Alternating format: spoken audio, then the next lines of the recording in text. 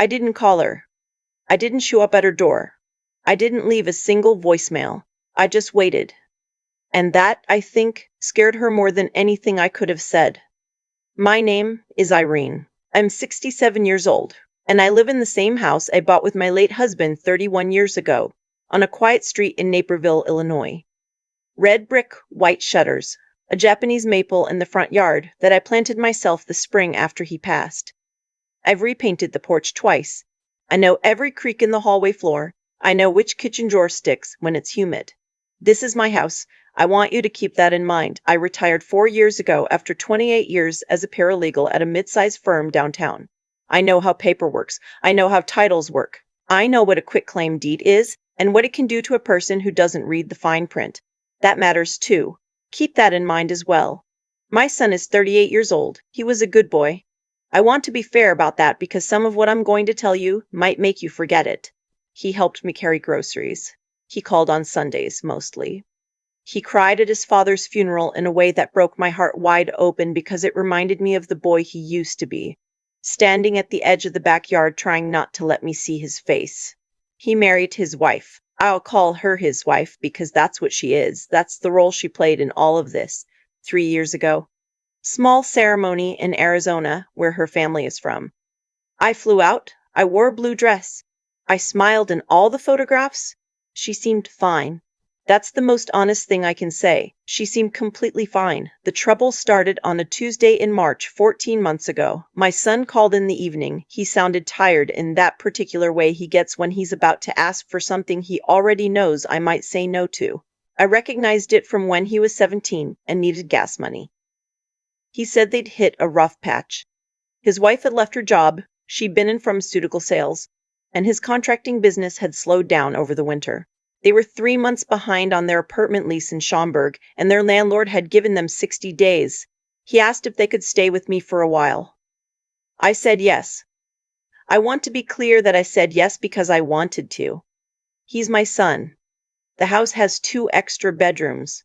I had the space and the means, and whatever I may think now, in that moment I genuinely wanted to help. I told him 2 months, maybe 3, just until they got back on their feet. He said, of course, absolutely, just a few months. Thank you, Mom. We really appreciate this. They moved in the first weekend of April. The first few weeks were fine. His wife cooked sometimes, which I appreciated even when I didn't particularly love her cooking. She was on her phone a lot, which I noticed but didn't comment on. My son was out early most mornings chasing bids. Things felt manageable. A little cramped in the way that any house feels when it suddenly has 3 adults in it, but manageable. The first thing that made me pause was small. She rearranged the pantry. I came downstairs one morning and everything had been moved. My coffee was on a different shelf. The things I reach for every single day had been reorganized according to some logic I didn't understand and hadn't been asked about. She was standing at the counter looking at her phone and she looked up and said, "Oh, I hope that's okay. I just thought it made more sense." I said it was fine. It wasn't fine. But I said it was fine. A week later, she asked me about the spare room. Not the room they were sleeping in. The other one.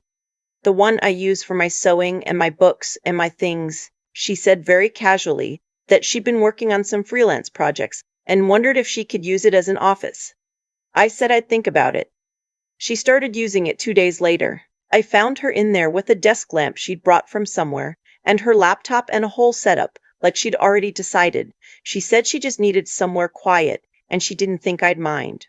She smiled when she said it. I told her she could use it for now, and I'd let her know if I needed it back. She nodded and turned back to her screen. I'm going to be honest about something.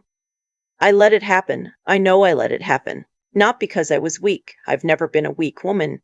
But because he was my son, and she was his wife, and I kept thinking this is temporary. They're under stress. Don't make it bigger than it is. I've seen families blow up over smaller things. I didn't want to be the mother-in-law who started a war over a pantry shelf, so I kept quiet. And things kept shifting. She started referring to the house in ways that bothered me. Not dramatically, just small things.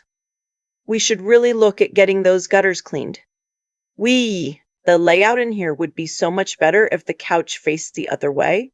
We should really. as if she lived here in a different way than she actually did. My son didn't seem to notice. Or he noticed and didn't want to address it. I'm still not entirely sure which. By June, she had a key made. She told me after. Very breezy, said she'd gotten a copy cut because she was coming and going a lot for her freelance work and didn't want to wake me. I reminded her that she could have asked me first. She said, "Oh, I'm sorry, I didn't think it would be a big deal." That phrase. I heard it so many times that summer. I didn't think it would be a big deal. In July, she asked me about the will. We were in the kitchen. My son wasn't home. She came in while I was eating lunch and sat down across from me and said she'd been thinking about something. She said she knew it was a sensitive topic and she hoped I wouldn't take it the wrong way, but she and my son had been talking, and they were thinking about the future, and she just wanted to understand. When the time came, what were my plans for the house? I set my fork down. I looked at her. I said, "I'm 67. I'm healthy. The house is mine, and I'm still eating my lunch." She laughed a little and said, of course, she didn't mean it like that. She said she was just thinking practically. She said they'd been talking about maybe putting down roots in the area, and it was just something they'd been discussing. I said, "This is not something we need to discuss." She said, "Right, of course," and got up and left the kitchen. I sat there for a few minutes. I started making some calls that afternoon, not because I thought anything drastic was coming, just because I'm a paralegal and I believe in keeping your paperwork in order. I called my attorney, a woman I've known for 15 years. I told her I wanted to review my will and make sure everything was current. She said, "Come in whenever, no rush." I scheduled an appointment for the following week. I also called my financial advisor and asked him to walk me through my accounts again. What was in my name, what was joint, what had beneficiaries attached. Everything looked the way it should. I made a few small changes and left feeling better. I didn't tell my son about either of those calls. Looking back, that was the week something shifted in me. Not anger, exactly, more like alertness, like a window opening. August was hot. That particular Illinois kind of hot where the air sits on you.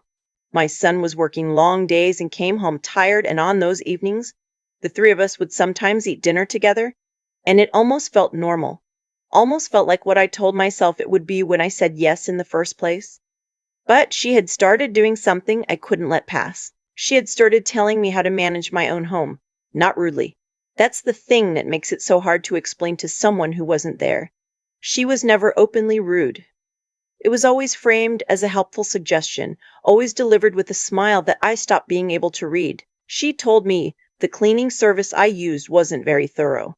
She told me my energy bills were high and I should look into a smart thermostat. She told me the Japanese maple in the front yard might need to be looked at by an arborist because those trees can cause issues with foundations. That tree has been in my yard for 26 years. I planted it. I planted it in the spring after I buried my husband, and I planted it because he loved that tree in his parents' yard when he was growing up. I planted it and I watched it grow, and I have raked its leaves with my own hands for over 2 decades. I did not ask for her opinion on my tree. I said, "Thank you. I'll look into it," which is what I said to everything by then. The night it happened, I'd been at my friend Dolores's house for dinner. We go back 40 years, Dolores and I'd spent the evening on her back patio complaining about my summer in a way I hadn't let myself do at home. She kept refilling my iced tea and listening, and at one point she said, "Irene, when does this end?" And I said I didn't know. I drove home around 9:30. The street was quiet. The porch light was off, which was unusual. I always leave it on. I put my key in the lock and turned it. Nothing. I tried again, same key I'd used for 15 years. Smooth in my hand, completely familiar. Nothing. I stepped back and looked at the door. There was a new deadbolt. Brass. I hadn't put it there. I stood on my own porch for probably 2 minutes. Just stood there. The Japanese maple was moving a little in the breeze. The neighbors across the street had their television on, blue light through the curtains. I called my son. He answered on the third ring, sounding like he'd been asleep. I told him I was outside and couldn't get in. He was quiet for a second, and then he said, "Oh, she mentioned something about the locks? Hold on." He put me on hold. On hold. Like I was calling a customer service line. He came back and said she'd had the locks changed that afternoon for security reasons. Something about a neighbor's house being broken into, and she'd meant to leave me a key but must have forgotten. He said he'd come down and let me in. I said, "Where is she?" He said she was upstairs. I said, "Tell her to come to the door." A long pause. Then he said, "Mom, it's late. She's tired." I said, "Tell her to come to the door." She didn't come to the door. He came downstairs and opened it, and I looked at my son standing in my doorway looking like a man who had been told what to do and had done it. And I felt something I don't have a precise word for. Not just anger, something older than that. I said, "She changed the locks on my house." He said, "Mom, it's not." I said, "This is my house. She changed the locks on my house without asking me." He said he was sorry. He thought she'd left me a key. It was a misunderstanding. I looked at him for a moment. Then I said goodnight. I went to the guest bathroom, washed my face, and went to bed. I lay in the dark for a long time. I was not going to cry. I was not going to knock on any doors. But I was finished. Here's what I want to explain to anyone who has ever asked why I didn't just call the police that night or bang on the door and make a scene. Because it wouldn't have changed anything. If I had called the police, my son would have been humiliated in front of his neighbors, and she would have painted me as a hysterical old woman, and my son would have spent the next year defending her to me. I know how that plays out. I've watched it play out in other families. And I wanted to fix this correctly, permanently, in a way that could not be undone and could not be argued about later. I needed 48 hours. The next morning, I was up at 6. My son was already gone for work. She was still upstairs. I could hear her moving around. I drove to a hardware store in Lisle, not the one nearby, and I bought 2 new deadbolts, a new door handle for the back door, and a door reinforcement kit I'd read about online. Then I drove to the Home Depot and bought a small key lock box of the kind you mount beside the front door for contractors or family members. I called the locksmith. Not the one she'd used. I found a different company in Joliet, explained the situation briefly, and he was at my house by 10. By noon, every lock in my house was new. I had 4 keys, 1 for myself, 1 in the lockbox, 2 in my purse. She came downstairs around 10:30 and found the locksmith at work and stood at the bottom of the stairs asking what was happening. And I said, very calmly, "I'm having the locks changed. Security reasons." She stared at me. I said, "Would you like some coffee?" She didn't answer. That afternoon, I called my son at work. I told him that I'd been doing some thinking and I wanted to have a conversation with both of them that evening when he got home. I told him it was important, and I needed him to be there. He got home at 6. She was already in the kitchen. I asked them both to sit down at the table. I had written a few notes because I wanted to say everything correctly, and I didn't want to leave anything out. I told them that I loved my son. I meant that. I told them that I had been glad to help when they needed it. I meant that too.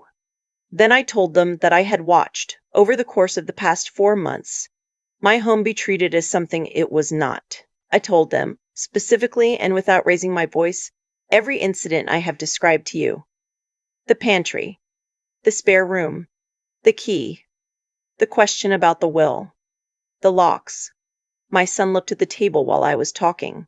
She looked at me. Her expression was something I've tried to describe to Dolores and never quite managed. Not guilty, exactly. Not angry. More like she was recalculating. When I finished, I said that I needed them to find their own housing within 30 days. I told them I was not kicking them out that night. I told them I would help however I reasonably could. But 30 days, my son started to speak. He said, "Mom, I think you're..." I said 30 days. She put her hand on his arm. He stopped talking. She said, "We'll start looking tomorrow." I don't know what that meant in terms of what she was thinking.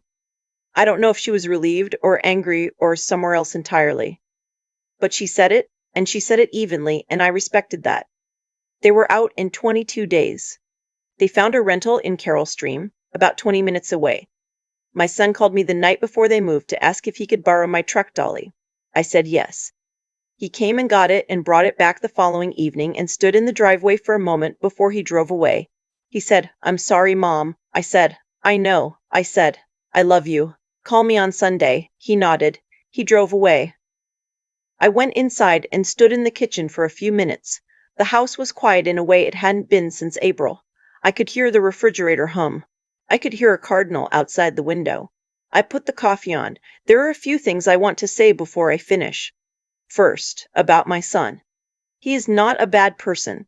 I've thought about this a lot, and I believe that he was caught between two people he didn't want to disappoint, and he made a series of small choices that added up to something larger than he intended.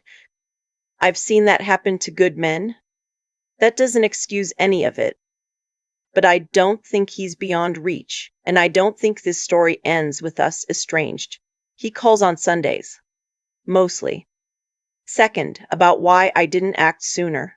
I've had people in my life say to me, Irene, why did you let it go that far? And I've had to sit with that question honestly. Part of it was that I kept hoping it would correct itself. Part of it was that I didn't want to be the problem. Part of it, I'll admit, was grief. Not fresh grief, but the kind that lives in the background, that makes you want to hold on to the pieces of your family you have left. But I also want to say this. Acting when I did, the way I did, meant I could do it right. I didn't do it in anger on a porch at 9:30 at night. I did it at a kitchen table with notes in front of me and 30 years of knowing how paperwork works behind me. And it stuck. Third, and this is the part I think about the most, no one can take what's yours if you stay clear on what's yours. That sounds simple. It isn't always. But it's true. The maple is still in the front yard. I raked its leaves this past October like I do every year. It's a good tree. It's been there through a lot. I don't have any plans to get rid of it. I've had a lot of time to think about that summer. Not obsessively, I'm not built that way, but the way you turn something over in your hands when you're trying to understand its weight. What I keep coming back to is this. Nothing that happened was sudden. Every single thing she did, she tested first. The pantry shelf, the spare room, the key, the question about my will. Each one was a small step taken to see if I would stop her, and each time I said, it's fine, or I'll think about it, or just said nothing at all, I was telling her, without meaning to, that the door was open. That's not her fault entirely. I handed her that information. I kept handing it to her, one quiet afternoon at a time. There's something uncomfortable in that admission, but I think it matters more than the part where I changed the locks back. The locksmith, the 30-day notice, the kitchen table conversation with my notes. None of that was the hard part. The hard part was understanding that I had spent 4 months being afraid of my own discomfort, afraid of conflict, afraid that asking for what was mine might cost me my son. And in trying to protect that relationship, I nearly lost the one thing that would have destroyed it for good. My own sense of what I would and wouldn't accept. I think about the people who have told me I should have acted sooner. They're not wrong, but I also think that when you're in it, when the person testing your boundaries is connected to someone you love, it doesn't feel as clear as it looks from the outside. You keep adjusting. You keep giving the benefit of the doubt. You tell yourself you're being the bigger person, when sometimes you're just being afraid. What changed for me the night I stood on my own porch and couldn't get in wasn't anger. It was clarity. Something very simple came into focus. This is my house. I bought it. I've paid for it. I've lived in it and grieved in it and rebuilt my life in it. And I was standing outside it like a stranger. That kind of clarity, once it arrives, doesn't go away. My son and I are still finding our footing. He calls on Sundays, and we talk about ordinary things. His work, the weather, a movie I watched. We don't talk much about that summer yet. Maybe we will someday. I believe we will. He's a decent man who made a series of small, cowardly choices, and I think he knows it. That's not nothing. Knowing it is where you start. What I want to say to anyone who finds themselves in a version of what I went through is simply this. Your instincts will tell you something is wrong long before you're ready to act on it. I knew something was wrong when she rearranged my pantry.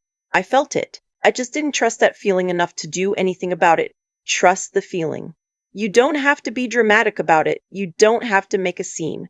You just have to be clear, with yourself first, and then with the people around you, about what is yours and what you will not give away. The maple is still in my front yard. I raked its leaves again this fall. It's a good tree. Some things, once you decide to protect them, you find out they were worth protecting all along.